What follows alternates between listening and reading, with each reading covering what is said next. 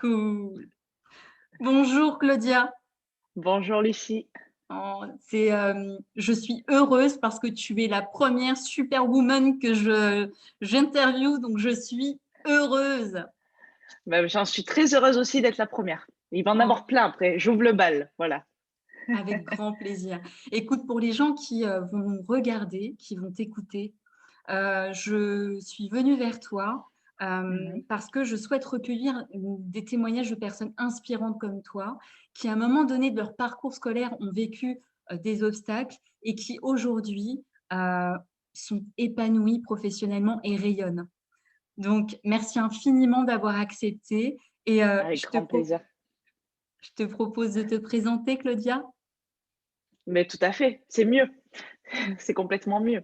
Alors, je suis Claudia, coach sportive et mentale, casseuse de mythes et d'idées reçues dans le monde des sciences de l'entraînement, de la nutrition, mais également un peu dans le développement personnel aussi, experte en motivation.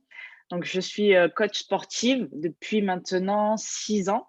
J'ai été par le passé sportive de haut niveau dans le football, pendant 6 ans aussi d'ailleurs, à Montpellier. Et je me suis reconvertie dans le coaching sportif que je fais aujourd'hui en présentiel, mais aussi en digital, où je crée des formations, des programmes. J'ai une chaîne YouTube, un compte Instagram où je transmets beaucoup, beaucoup de contenu très vulgarisé. Hein, comme je le dis souvent, un enfant de 12 ans pourrait comprendre et c'est vraiment mon but parce que je pense que la santé devrait être à la portée de tous. Voilà, pour une petite présentation. Oh là là, génial. Mais waouh, qu'est-ce que tu peux être complète dans ton activité et je te suis et tu es un rayon de bonheur et de soleil. Combien de fois Merci. je t'envoie des messages en disant mais merci de commencer ma journée comme ça. Tu es tellement énergisante que un grand merci. Merci à toi. Écoute, la question phare de cet entretien, c'est comment c'était à l'école pour toi, Claudia? Mitigé. Il y a eu de tout. C'était un peu les montagnes russes à l'école pour moi. Hem, j'étais, très bosseuse, donc j'avais pas particulièrement de facilité à l'école, mais je savais qu'il fallait bosser et je faisais en sorte, de bosser pour obtenir, de bons résultats. Ça se passait plutôt bien, mais j'ai fait une phobie scolaire, j'étais en quoi? Je crois que j'étais en CE2, un truc comme ça. OK. Aujourd'hui, très honnêtement, moi, je n'ai pas l'explication de ça. J'ai été chez des psys, j'ai dû rater en tout un bon trimestre d'école, OK. entier. Donc, du jour au lendemain, j'ai plus voulu aller à l'école. Donc au début, je faisais semblant d'être malade, tout ça, et d'ailleurs, ça me rendait un peu malade. J'étais pas en forme clairement, tu vois? J'avais peut-être une petite anxiété, quelque chose. Au bout d'un moment, mes parents ont compris qu'il y avait quelque chose qui allait pas. Ils ont cherché, bon, pas trouvé, on m'a mis chez des psys, j'en ai fait plusieurs différents. D'ailleurs, j'aime bien raconter cette anecdote parce que un jour, j'étais chez la psy et elle a proposé à mes parents de faire un test de QI et c'est ce jour-là que mes parents ont décidé de changer de psy. J'adore raconter cette anecdote, mais quelque part, je les en remercie encore parce que qu'importe le résultat que ce test aurait apporté, ça m'aurait fait peut-être rentrer dans une case dont j'aurais pas voulu, hein, peu importe le résultat. Hem Donc finalement, c'est bien qu'ils aient pris cette décision-là, enfin moi je trouve, aujourd'hui. Et puis ça s'est débloqué au fur et à mesure. Je suis retournée à l'école, ça a repris normalement. J'ai repris une vie normale d'une enfant normale. Je suis allée à l'école avec plaisir, donc moi la carotte, c'était un peu le sport. Donc j'aimais bien jouer dans la cour au foot, hein, ce qui était très rare pour une fille à l'époque et du coup, ça a été encore plus la carotte après parce que je suis rentrée en sport-études. Donc j'avais des horaires aménagés. Je finissais les cours tout le temps à 16h ou 16h30 et j'avais le foot après. Donc c'était la carotte, voilà. Donc du coup, j'allais avec plaisir à l'école et je savais qu'il fallait que j'aie de bons résultats à l'école si je voulais jouer au foot parce qu'il y avait le lien. Les entraîneurs avaient un œil, très assidu et très avisé sur, les résultats scolaires. Donc du coup, ça m'a permis de continuer ma scolarité comme ça en ayant un max de motivation. Donc il y a eu un peu de haut, de bas comme ça. Hem Très bosseuse, mais des difficultés en maths, des facilités en sport, bien évidemment. Un peu plus de passion, dans l'histoire, la philo, toutes ces choses-là. Langue étrangère, l'espagnol, ça va parce que j'ai des origines, mais voilà, ça a été très mitigé. OK. Quand tu dis carotte, Ouais, J'imagine que tu parles de centre d'intérêt, de passion. c'est ça, exactement.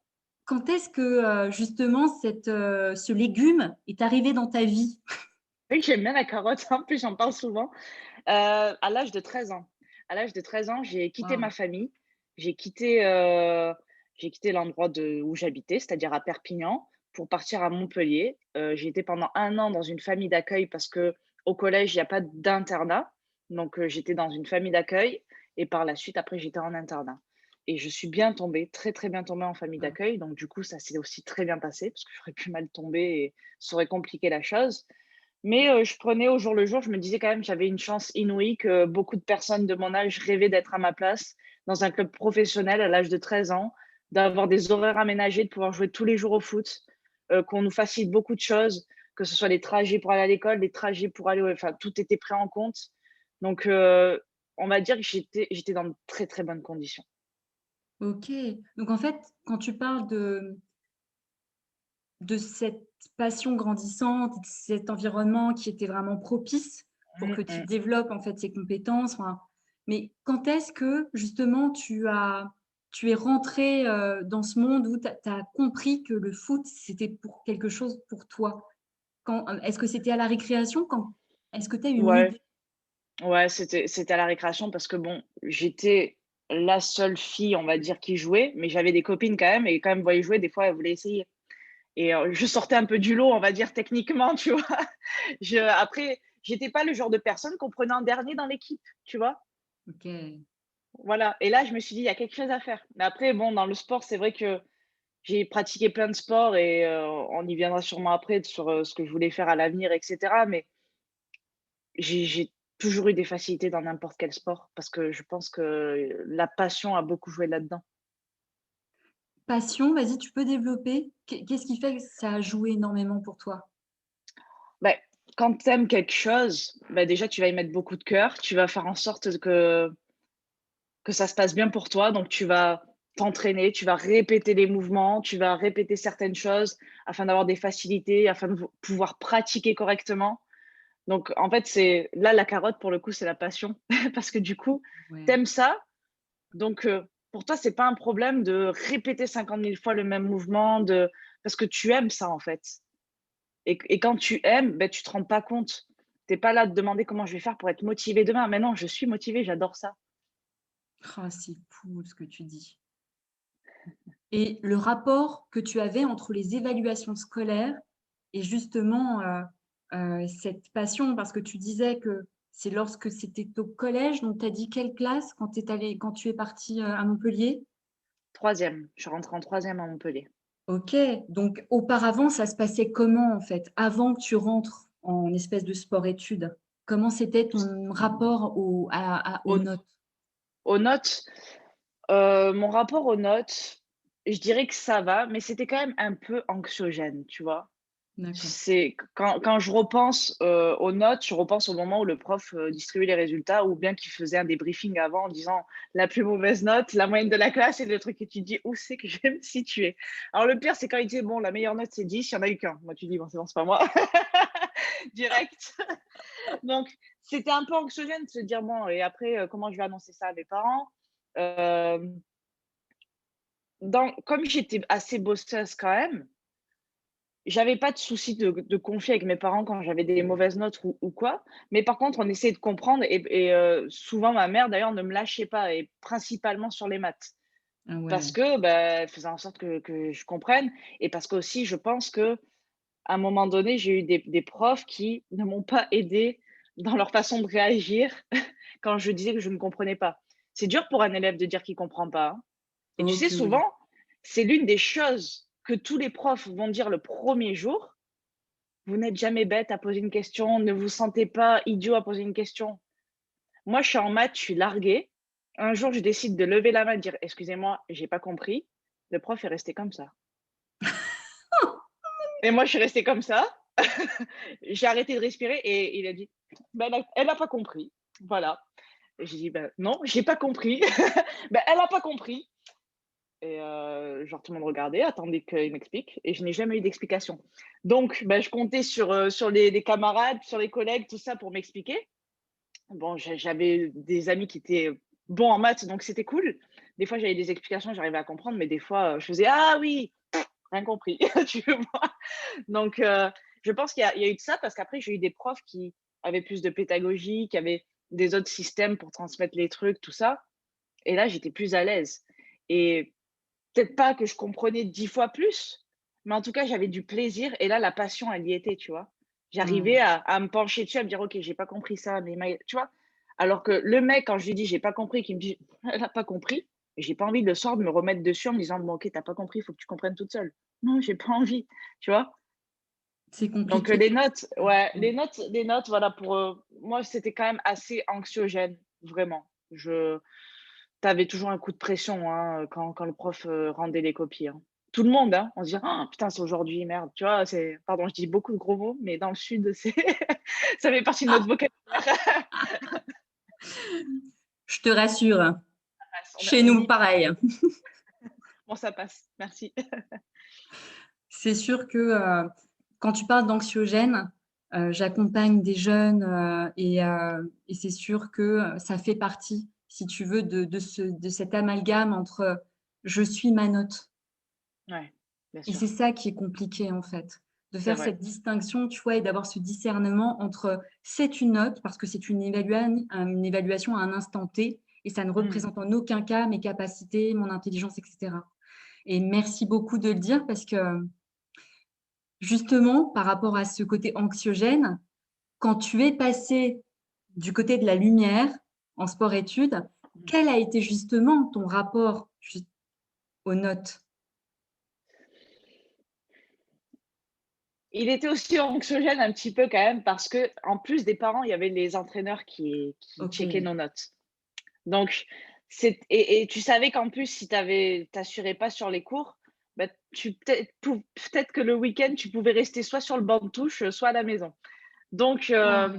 mais il était quand même différent dans le sens où là, je prenais conscience que, bah, l'école, c'était essentiel, que, bah, aujourd'hui, bah, pour les filles, elles peuvent avoir un avenir dans le football, mais moi, à mon époque, c'était pas le cas. Donc me dire: «OK, s'ils font ça, certes, ça me met un petit coup de pression, mais ça m'aide à me dire que tu es pas là en vacances non plus, quoi». Tu vois? Que D'accord. certes, tu as des horaires aménagés, tu es avantagé par rapport aux autres, mais l'école, ça reste important, quoi. Voilà. Est-ce qu'il y avait un sens qui était plus donné dans ce cadre-là? Mmh. Complètement, complètement. Ah oui, fois 1000, bien sûr. Tu sais pourquoi du coup, en fait. Tu sais pourquoi tu es là et tu sais pourquoi tu vas bosser à l'école, quoi, tu vois? Et c'est Et ça tu où as tout encore effectivement une fois, l'environnement est là et tu as toutes les conditions et tu te dis: «Putain, mais j'ai aucune excuse». C'est pas après que tu vas te dire: «Ah putain, merde, j'aurais dû bosser à ce moment-là, j'avais de la chance, j'étais dans les meilleures conditions». Non, ça sera trop tard. Fais-le maintenant, en fait, tu vois? c'est le qui, tu sais ce qui me vient par rapport à ce que tu dis? Tu sais, Non. c'est, la psychologie positive avec Martin Seligman. Tu sais, ces Mmh. 3 piliers qui te permettent en fait d'atteindre, Ouais, un summum et là tu étais dedans, enfin tu es dedans. C'est-à-dire que tu as du plaisir, tu as de ouais, l'engagement et tu as du exactement. sens. Ouais, Et tu c'est étais ça. dedans même jeune. Le kiff! Non mais juste le bonheur et à partir de là, est-ce que tu entends un bruit là? J'ai Tu entends pas de entendu bruit? un miaou ou un enfant. C'est un miaou Ah, c'est un petit et tu miaou. sais quoi? Je lui ai demandé d'être en silence si elle n'a pas écouté. C'est pas grave, ça fait un petit bruit de fond. Excellent, j'adore. En tout cas, par rapport est-ce que tu te souviens justement, quand est-ce que tu, as pris conscience de tes compétences, de tes talents, de tes forces dans cet univers? Quand est-ce que tu as eu ce déclic ou ça a été vraiment naturel et que tu as pas du tout en fait de conscientisation de ça? Je pense que ça a été très naturel parce que étant donné que j'ai toujours fait du sport, en Mmh. fait, depuis que je sais marcher, puis on était assez sportifs dans la famille, on faisait beaucoup de karaté. Toute la famille faisait du karaté à un moment donné et c'était vraiment mon premier sport et que j'aime encore beaucoup aujourd'hui, mais que j'ai dû à un moment donné lâcher parce qu'en fait, quand j'ai commencé le foot, je faisais 3 sports en même temps, si tu veux. Je faisais du Waouh! karaté, de la danse hip-hop, du foot Et le mercredi après-midi, pour ma mère, c'était taxi, en fait, tu vois? De 14h à 20h, j'étais non-stop. J'enchaînais entre chaque sport. Bon, je Ah dormais ouais. très bien en revanche, hein, tu vois? Des fois, j'allais me coucher sans manger, tu vois? J'en pouvais plus. Mais à un moment donné, il a fallu faire un choix, surtout quand le sport-études s'est présenté à moi. Quand on m'a recrutée, quand j'ai été repérée, je me suis dit: «OK, c'est peut-être le sport avec un grand L et un grand E». Et du coup, ouais, j'ai dû faire des choix à un moment donné. Mais c'est vrai qu'on était tous dans la famille sportif, on l'est toujours tous d'ailleurs, mais du coup, ça s'est fait naturellement. Je me voyais pas faire de sport, en fait. Donc comme j'aimais ça encore une fois, j'étais à l'aise parce que je voulais m'améliorer, je voulais continuer de performer, c'était ça. OK, donc c'était comme tu dis, hein, tu as eu des opportunités, un environnement propice et ça t'a permis de, voilà, de déployer, tout ce que C'est tu avais ça. comme force. Et quelle a été justement ta première expérience professionnelle pour le coup? Eh bah, elle est un peu sportive. Elle est un peu sportive. J'ai pas pu m'en empêcher, hein. J'étais, vendeuse chez Decathlon. Excellent, ex tu vois, Et tout se recoupe. j'adore. J'ai adoré cette expérience, cette première. C'était mon 1er salaire, tu vois? J'ai bossé en plus dans le plus grand décathlon, d'Europe, il me semble. Ouais, c'est Waouh! d'Europe, qui est à Montpellier, tu D'accord. vois? Du coup, comme j'étais à Montpellier, pendant l'été, donc plein bourg, tout ça, bon bref. Mais c'était sportif déjà et puis j'étais, dans mon environnement. Mais en revanche, ce qui était bien, c'est que moi, quand je suis arrivée à Decathlon, je voulais bosser au rayon, sport collectif, forcément. On m'a dit: «Non, non, on va te mettre au rayon fitness».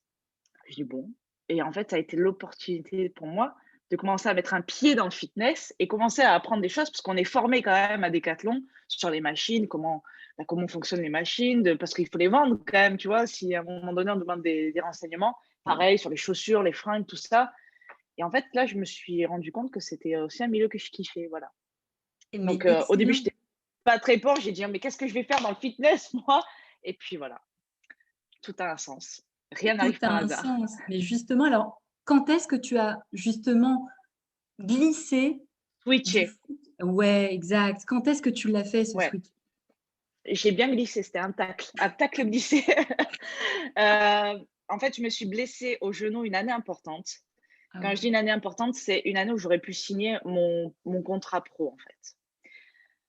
J'aurais pu reprendre, hein, je me suis fait opérer du genou, tout ça. Bon, j'ai été arrêtée en tout, on va dire, allez, quasiment une saison. Une saison où j'ai pas joué, voilà. J'aurais pu reprendre, mais il y a eu cette impression d'avoir laissé passer le train et surtout, d'être un peu, je sais pas, j'avais l'impression d'être arrivée au bout, en fait. Et j'avais envie, heu, d'un avenir certain. Voilà. J'avais envie de concret, d'avoir une garantie sur mon avenir, de savoir où j'allais et d'en avoir moi le contrôle.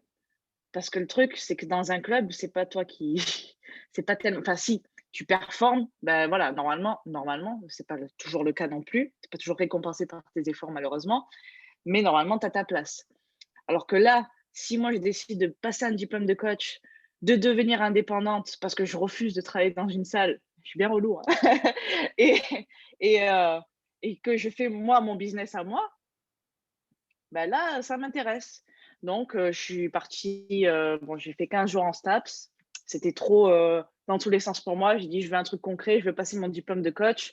Donc j'ai passé un diplôme d'État de coach sportive. Et c'est comme ça qu'après, je suis devenue coach sportive et que peu à peu, j'ai fermé la boucle au niveau du football. J'ai d'ailleurs coaché un peu dans le football, quand je passais mon diplôme de coach. Donc ça m'a permis de boucler la boucle. Voilà, joueuse, coach. Non, c'est pas pour moi, j'ai même pas envie d'être coach dans le football. L'envers du décor, ça me plaît encore moins. Allez, on va bosser toute seule. Voilà. C'est excellent parce que je t'entends même parler de conseils dans la nutrition, enfin, tu es hyper complète. Oui, parce Donc que tu j'ai te continué de formes. me former. Mais parce que ça me passionne. Je crois que la passion va beaucoup revenir, mais c'est ça, en fait. À partir du moment où ça te passionne, c'est pas un problème pour toi de te former, en fait, tu vois? Surtout dans un milieu comme après, tous les milieux, je pense qu'il y a tellement de liens à rajouter, tout ça, enfin, alors je me suis formée plus en nutrition, puis maintenant en neurosciences, mais il y a tellement de choses à faire. ça peut être sans fin, on peut se former toute une vie et de toute façon, je pense que c'est l'idéal, en fait. Ouais, Parce que le monde bouge, le monde change et il faut suivre aussi, il faut s'adapter. tu peux être fier de toi, hein, tout ce que tu as pu faire et encore, Merci. tu es toujours en formation continue. Enfin, c'est Ah bah oui, c'est un kiff, c'est un kiff. génial. Enfin, un grand merci. Une des dernières questions, Claudia. Mmh. Oui. Dis-moi, alors, si tu étais un jeune en difficulté aujourd'hui, une jeune en difficulté Mmh. aujourd'hui scolaire, quels sont ou quel est le conseil que tu lui donnerais pour justement, qu'elle continue à croire, si tu veux, et qu'elle, puisse mettre des actions en place Mmh pour mh. l'avenir? Je pense que le meilleur conseil, enfin, il va en avoir plusieurs peut-être, mais le premier qui me vient en tout cas, c'est de ne pas penser que ce qu'ils traversent maintenant, c'est leur avenir et c'est leur réalité et que c'est même leur identité. Parce que tu as dit un truc très juste par rapport aux notes tout à l'heure. On n'est pas notre mauvaise note, on n'est pas, notre mauvaise expérience, nos mauvaises expériences, hem, ce qu'on traverse, c'est pas notre réalité, notre passé est pas égal à notre avenir. C'est voilà, quoi qu'il arrive, toujours y croire parce que on trouvera toujours un sens à un moment donné. Et peut-être que si c'est difficile aujourd'hui, c'est là-dedans que vous allez trouver votre sens à vous, en fait. C'est dans la difficulté. Donc même si c'est désagréable, il faut y aller, en fait. Il faut y aller à un moment donné et se dire que en fait, c'est là que tout va se jouer et que l'avenir va se créer aussi. Et que si on y croit, c'est là aussi où on va trouver sens. Parce que si on n'y croit pas et qu'on abandonne, ça va être plus com c'est là où ça va clairement se corser et que ce sera moins cool. Donc surtout, croyez toujours en vous, restez bien entouré aussi, parce que l'entourage compte beaucoup. Ne vous faites pas, comment dire? Mettre encore plus de bâtons dans les roues par votre entourage. Parfois, vos parents aussi peuvent être durs, mais c'est aussi parce qu'ils sont inquiets peut-être et qu'ils ne savent pas eux comment agir parce que eux non plus n'ont pas eu le meilleur exemple durant leur éducation. Donc ils font de leur mieux, mais juste croyez toujours, toujours en vous et ce que vous traversez aujourd'hui, c'est pas vous, c'est ce que vous allez devenir et en fait, c'est beaucoup plus que ce que vous êtes en train de traverser. Voilà. Ah, j'en ai des frissons, Claudia. Merci beaucoup. Mais C'est merci à toi. c'est juste, énorme. Et pour les parents, qu'est-ce que tu Oui, leur donnerais comme conseil? bah, de toujours croire en eux aussi, de toujours croire en eux en tant que parents, que, c'est pas de leur faute, mais hem, d'avoir cette même vision, en fait. Que ce qui se passe aujourd'hui, bah, c'est pareil, ça va les aider et de pas se blâmer eux-mêmes et de pas blâmer l'enfant non plus. Parce qu'il y a des raisons à tout ça, c'est pas anodin, c'est voilà et de garder foi, de garder espoir, de garder de la force pour la transmettre, de l'énergie parce que, l'enfant en aura besoin forcément et il compte sur vous et c'est important et après ce sera un cercle vertueux parce que l'enfant rendra cette énergie après par la suite. Waouh! Merci infiniment pour toute cette, ces partages de qualité, pour toutes ces conseils, mais précieux. Alors j'espère que les jeunes ou qui t'écouteront, qui te regarderont pourront comprendre en fait, auront conscience et pèseront, si tu veux, Mmh. ce qu'il est difficile quand on est jeune de pouvoir prendre conscience en fait du poids des mots, du poids en fait de Bien sûr. l'impact que ça peut avoir. Mmh. Je Et balaye quand on des a ouais, quand on est en difficulté encore plus. et ouais, exact, Mmh. je partage totalement. En tout cas, un énorme, et un grand merci à Beh, nouveau. merci à toi et bravo pour ce que tu fais parce que c'est très, très important et ça mériterait d'être vu à la télé même, tu vois? D'être diffusé au plus grand nombre parce que, ben, on je trouve qu'on n'insiste pas assez sur ce genre de choses qui sont très, très précieuses, en fait. Tu un amour. Merci infiniment, Claudia. C'est sincère, c'est la vérité. Je te souhaite le meilleur. Je te souhaite de Mais moi rayonner aussi, encore plus de ce que tu fais. Parce que, je vais faire de mon mieux. merci beaucoup. Je te souhaite beaucoup de belles choses et À toi également Un bel été. et plein de good vibes. Merci infiniment. Merci à toi.